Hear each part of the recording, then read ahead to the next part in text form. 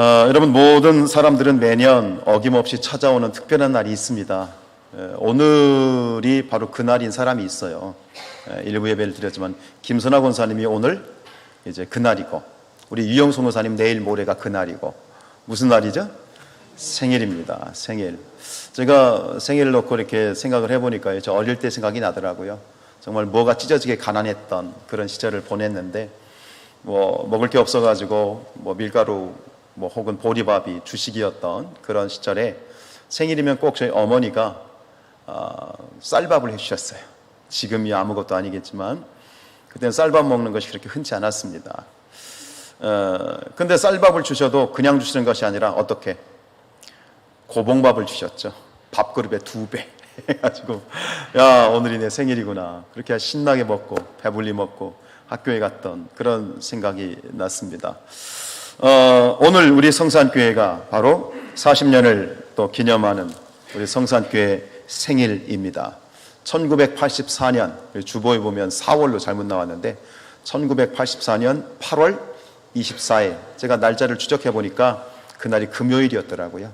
금요일 날 성산교회가 이렇게 창립이 되었는데, 한 사람의 인생을 봐도 우리 권사님 100년을 사셨지만 100년에 또 하나님께서 이렇게 무탈하게 잡아주셨지만 또 그렇지 말 못하는 또 여러 가지 속사정과 우여곡절이 있었겠지요. 모든 사람이 다 그렇게 살아가니까요. 마찬가지로 우리 성산교회도 지난 40년 지내오면서 또 여러 가지 수많은 그런 우여곡절이 있었을 것이라고 생각합니다. 우리 손승일 장로님 성산교회 창립 멤버이면서 또 초대 장로이셨고, 또 우리 조연수 권사님 비롯해서 우리 노 권사님들 오랜 시절을 이 성산교회를 섬겨 오셨는데, 오늘 이 성산교회가 이렇게 서서 이렇게 아름다운 예배당에서 하나님 앞에 은혜로운 예배를 드릴 수 있는 것은 정말 말없이 빚도 없이 절도 없이 하나님 앞에 헌신하신 우리 신앙의 선배님들이 계시기 때문에 이렇게 오늘 예배 드릴 수 있게 된 줄로 믿습니다. 담임 목사로서 감사하고 축복하고, 앞으로도 계속해서 하나님 부르시는 그날까지 교회를 섬겨주시고 또 하나님 나라를 섬겨주실 수 있기를 간곡히 부탁을 드립니다. 제가 40이라고 하는 숫자를 한번 생각을 해봤는데, 우리가 40년이 되었잖아요. 그런데 성경에서 이 40이 가지고 있는 의미가 굉장히 중요합니다. 성경에서 이야기하는 그러한 그 숫자에는 각각의 상징적인 의미들이 있지요. 여러분들 1 하면 어떤 의미가 있어요? 1은요, 유일하신 한 분 하나님이라는 그런 의미가 있고요. 2는 증인의 숫자입니다. 그 예수님께서 제자들을 전도를 보낼 때 몇 명씩? 2명씩 보냈죠. 그러니까 2단 중에 여호와의 증인이 몇 명씩 다녀요? 2명씩. 이게 그냥 되는 게 아니라 이게 성경적인 근거가 있는 것이고요.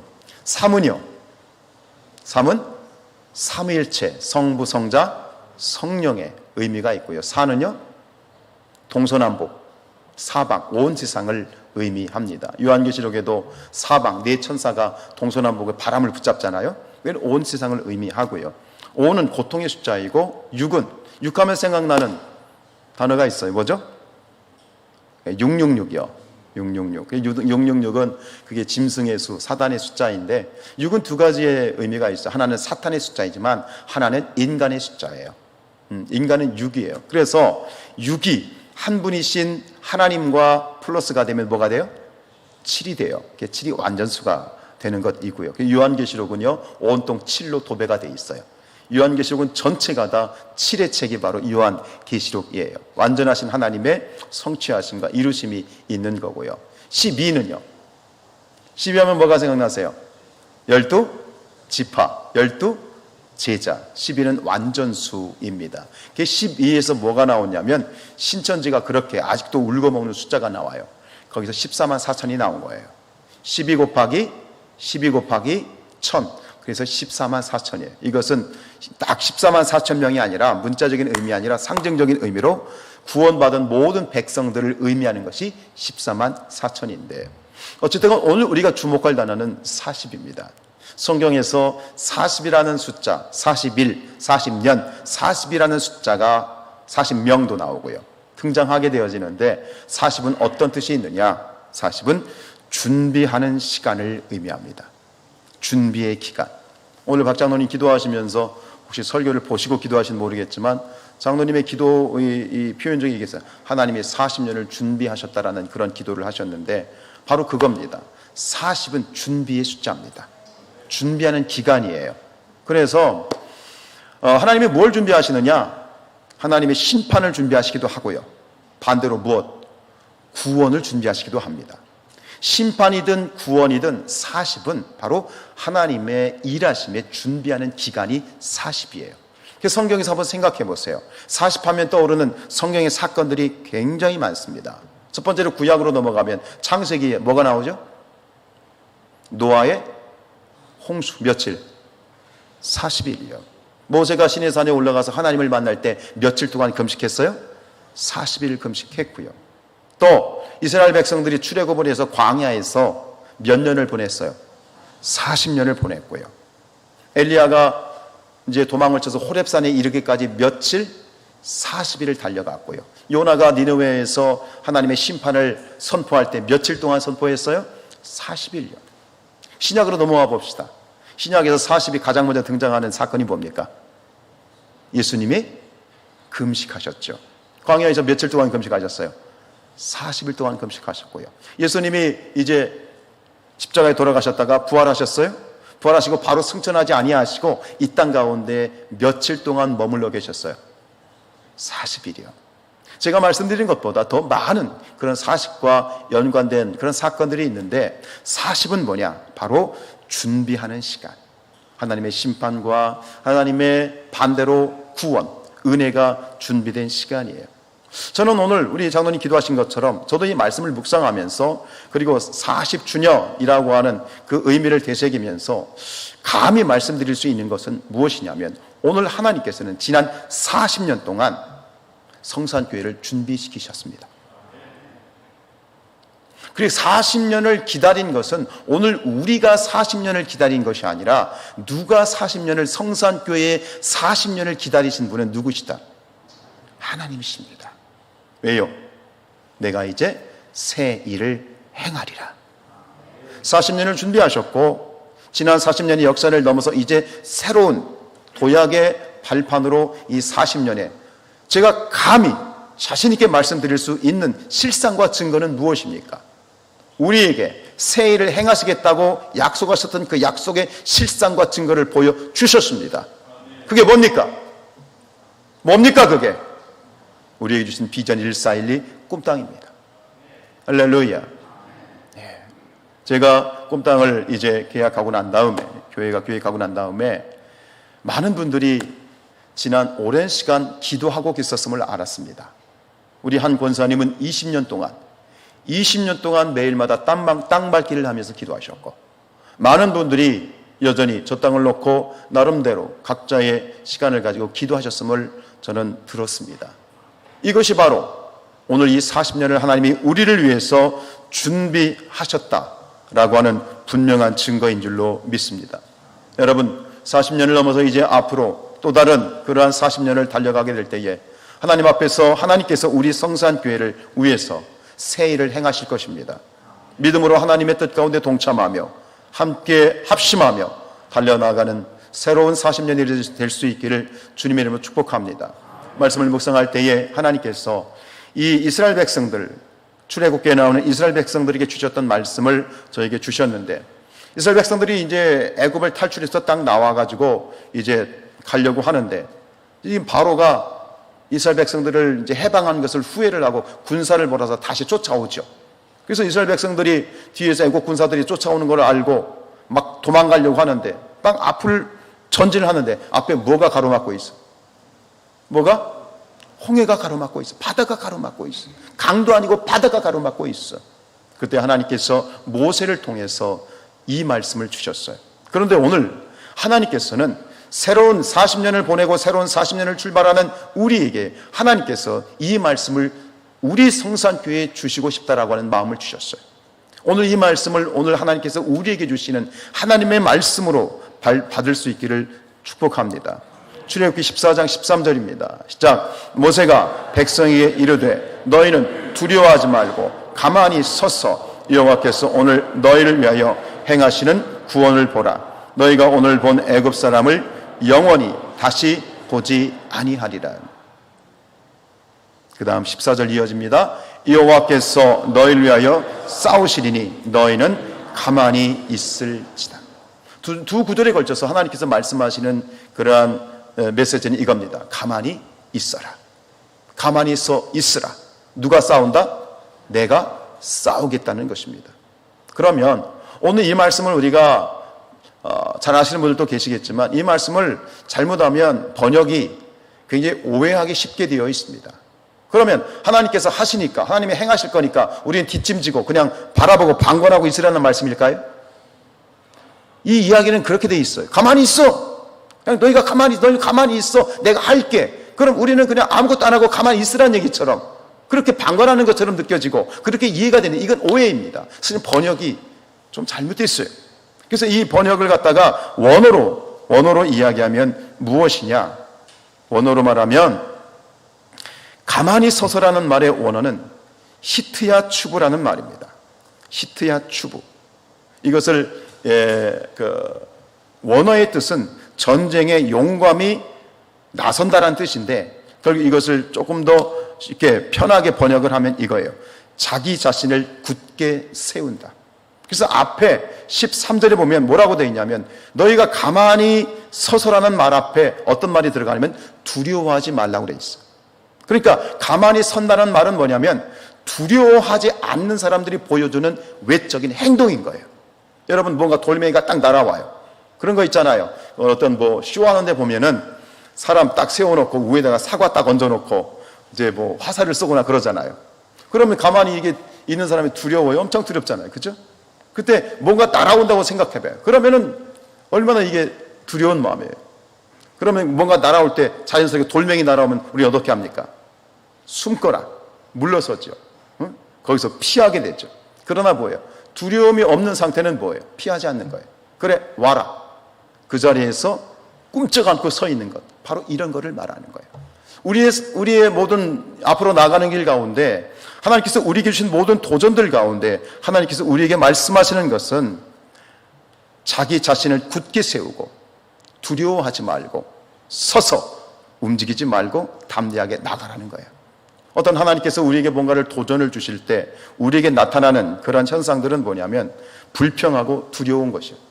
마음에 불평이 생기고 두려운 것이 생기는데 불평하며 두려워하지 말고 자신을 굳게 세워서 계속해서 끝까지 하나님만 바라볼 수 있도록 너 자신을 세우라는 거예요.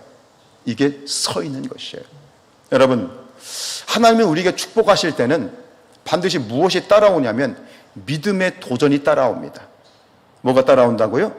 믿음의 도전. 이게 무슨 얘기냐면 지금 나의 상황과 형편 그리고 나의 믿음의 크기는 이만큼인데 하나님께서는 나를 축복해 주시기 원할 때는 내가 가진 믿음보다 더 큰 믿음을 요구하는 상황을 만드시는 거예요. 그럼 그런 상황이 닥치면 원망도 되고 불평도 되고 두렵기도 하고 피하고 싶은 마음이 있지요. 그러나 오늘 이스라엘 백성들에게 하셨던 말씀처럼 가만히 서 있으라. 그리고 누구를 바라봐라? 하나님을 바라봐라. 그러면 너희가 이길 것이다. 이길 것이다. 여러분, 내가 가지고 있는 믿음의 크기보다 더 큰 믿음의 도전을 주셨을 때 그 도전 앞에 포기하지 않고 서서 굳건히 서서 세워서 그것을 이기고 나가면 어떻게 됩니까? 하나님의 축복이 실제가 되고 하나님이 준비하신 축복이 나의 것이 되어지는 것이다. 여러분, 두려운 일입니다. 우리가 꿈땅을 놓고 기도할 때도 이건 두려운 일입니다. 쉬운 일은 아닙니다. 아무나 많은 성도들이 저도 사실 굉장히 하나님께서는 급하게 드라이브를 거셨고 급하게 일을 만들어 가셨어요. 담임 목사인 저도 사실은 엄청 두려웠어요. 굉장히 하나님 앞에 두렵고 떨리는 마음으로 계속 물었어요. 하나님, 이게 맞는 일입니까? 하나님 성령께서 이끄시는 이 일이 맞는 일입니까? 계속 저도 굉장히 두려움 가운데 있었어요. 그러나 아멘하고 순종하였을 때 이것이 지금 누가 계획하신 일이다?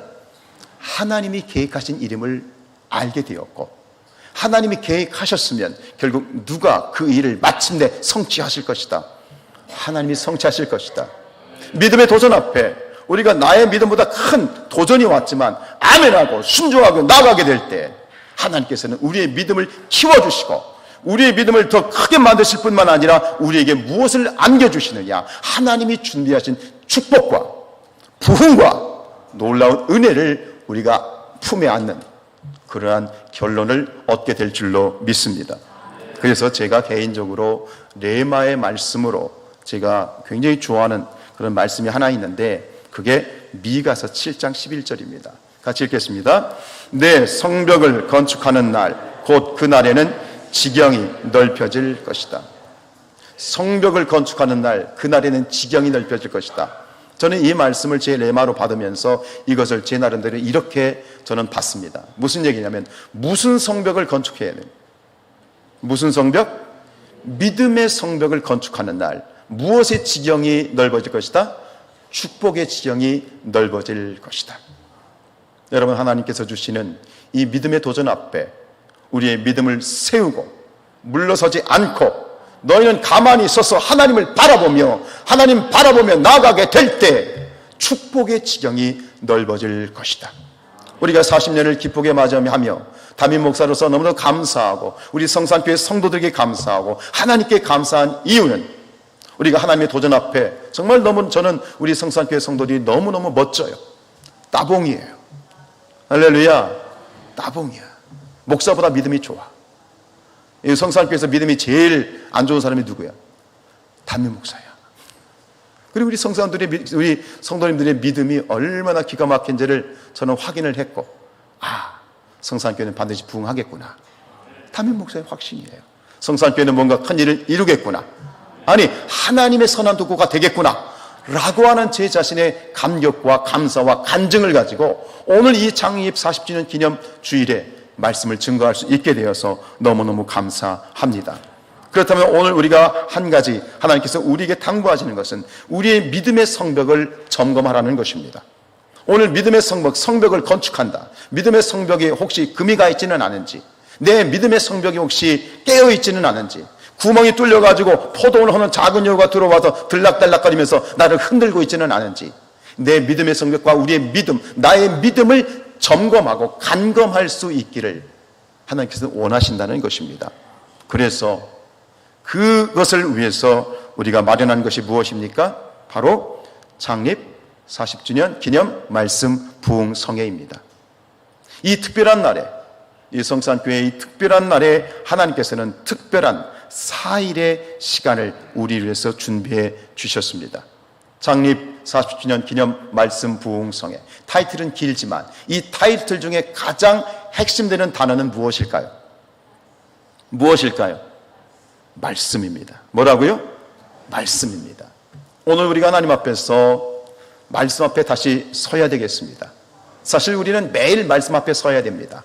새벽 예배를 통해서, 큐티를 통해서 매일 하나님 앞에 말씀을 통해서 내 삶을 돌이켜보고 점검해야 되지만, 그러나 어떤 상황과 형편이 있어서 매일 못한다면 바로 이 1년에 한 번의 창립 기념 이 주간을 통해서 우리가 제대로 귀한 강사님을 모시고 다시 한번 깊이 우리 자신을 돌아볼 수 있는 그런 시간을 우리에게 허락해 주셨습니다.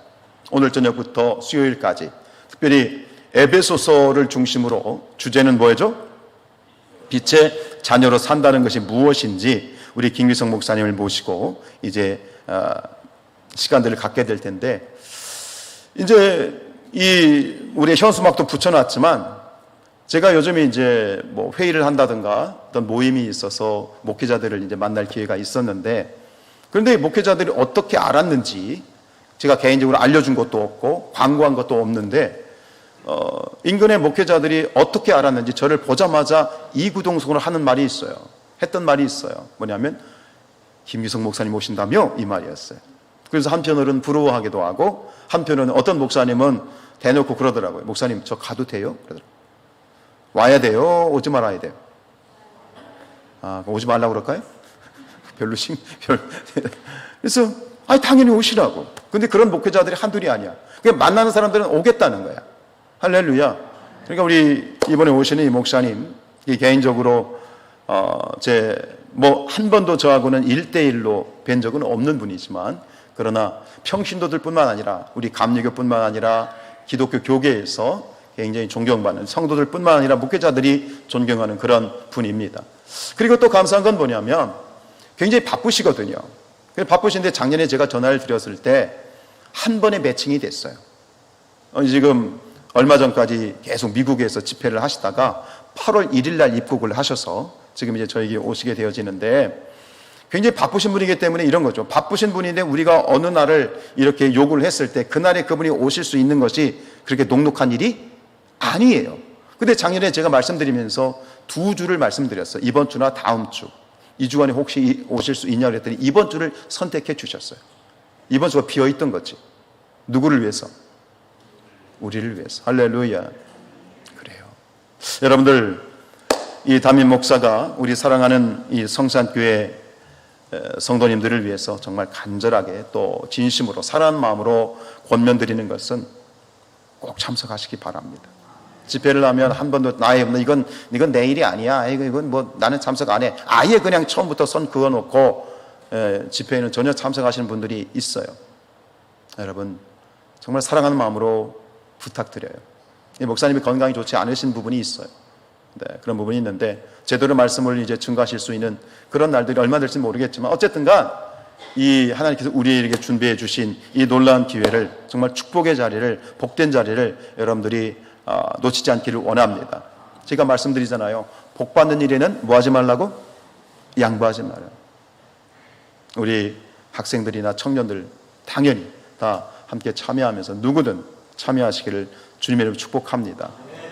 이것이 오늘 창립 40주년을 맞이하고 새로운 앞날을 준비하는 오늘 우리에게 주신 하나님의 선물이고, 우리의 성벽, 믿음의 성벽을 점검하고 또 축복의 지경을 넓혀가는, 부흥의 지경을 넓혀가는 그런 복된 자리임을 믿음으로 접수하시기를 바랍니다. 우리 마지막으로 이사야서 50장 오늘 본문 말씀 읽으면서 말씀을 마치겠습니다. 시작. 내가 곧 그들을 나의 성산으로 인도하여 기도하는 내 집에서 그들을 기쁘게 할 것이며 그들의 번제와 이생을 나의 제단에서 기꺼이 받게 되리니 이는 내 집은 만민이 기도하는 집이라 일컬음이 될 것이라. 여러분, 오늘 우리 성산교회가 우리 교회가 아니라 이 성산교회가 만민의 교회가 되기를 축복합니다. 우리만의 교회가 아니라 만민의 교회. 아멘. 온 세상 동서남북 모든 사람의 교회가 되기를 축복합니다. 지금 이걸 거꾸로 얘기하면 이건 사명입니다. 만민이 이 안에 와야 되는 거야. 하나님은 모든 사람이 다 구원받기를 원하셔요. 만민이 구원받기를 원하셔요. 그래서 이렇게 말씀하셨죠. 마지막 마가복음 16장 15절 말씀, 마지막 말씀 시작. 또 이르시되 너희는 온 천하에 다니며 만민에게 복음을 전파하라. 하나님은 만민이 기도하는 우리 성산교회가 만민의 성산, 만민의 성산, 만민의 성산이 되기를 원하십니다. 그런 교회를 위해서 우리 함께 기도하며 주님의 일에 동참하며 달려 나아가는 아름다운 복된 교회가 되시기를 주님의 이름으로 축원드립니다.